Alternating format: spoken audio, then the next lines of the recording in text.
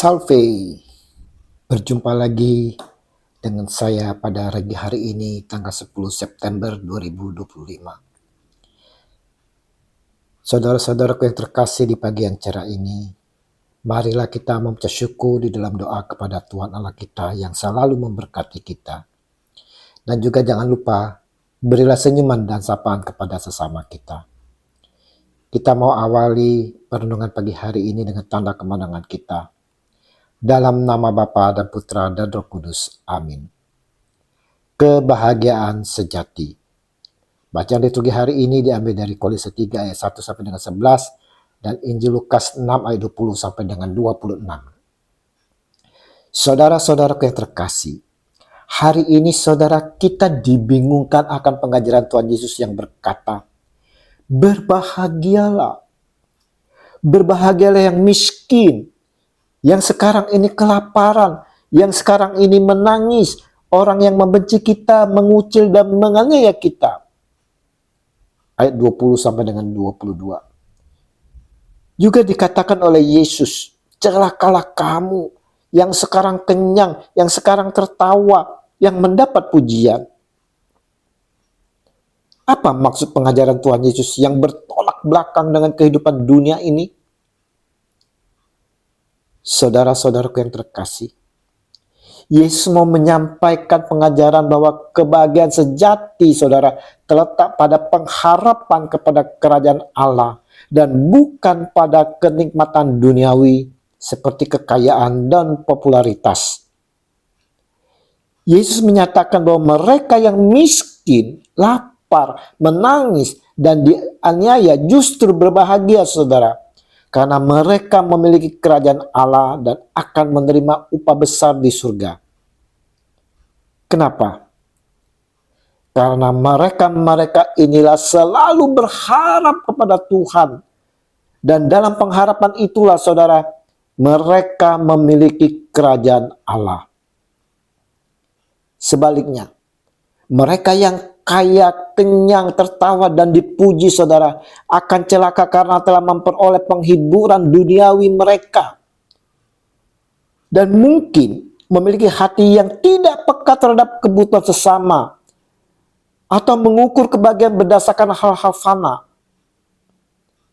Di sini saudara, Yesus secara dramatis membedakan dua jalan hidup yang ada di depan mata kita. Yang mencari kepuasan duniawi yang berujung pada celaka, dan yang mengutamakan kerajaan Allah yang berujung pada kebahagiaan sejati. Nah, jalan mana yang kita pilih dalam kehidupan saat ini saudara?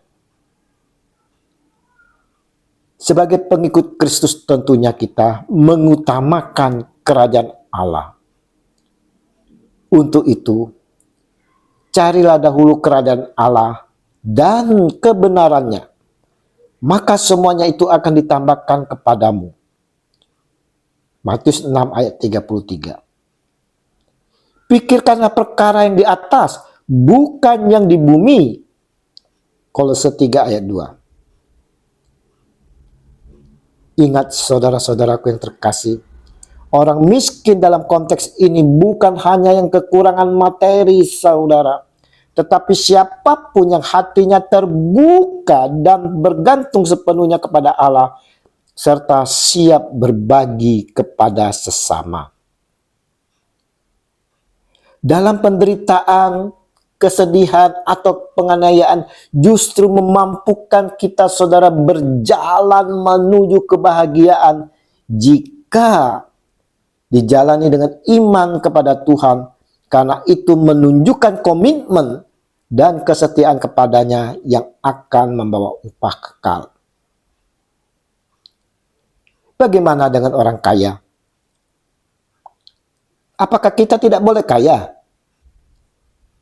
Saudaraku, Yesus tak melarang kita kaya, asalkan saudara kekayaan yang kita miliki tidak menjadikan diri kita mendapat pujian sehingga kita sombong saudara. Ini yang tak disukai Tuhan Allah kita. Namun Jika kekayaan yang kita miliki untuk kemuliaan Tuhan dengan mau berbagi dengan sesama yang membutuhkan, itulah letak kebahagiaan. Regi hari ini saudaraku mau mengajak saya dan saudara merefleksi diri kita masing-masing.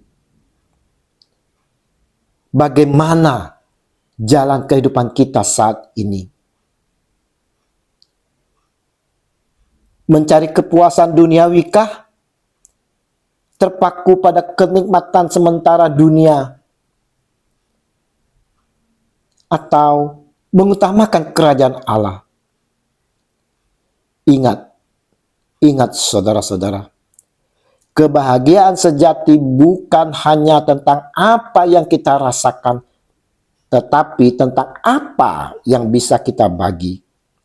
Mari saudara-saudaraku yang terkasih, kita mau saudara memfokuskan hati pada hal-hal abadi, yaitu kerajaan Allah, dan menganggap penderitaan duniawi sebagai kesempatan untuk mengasihi dan bergantung lebih dalam kepada Tuhan.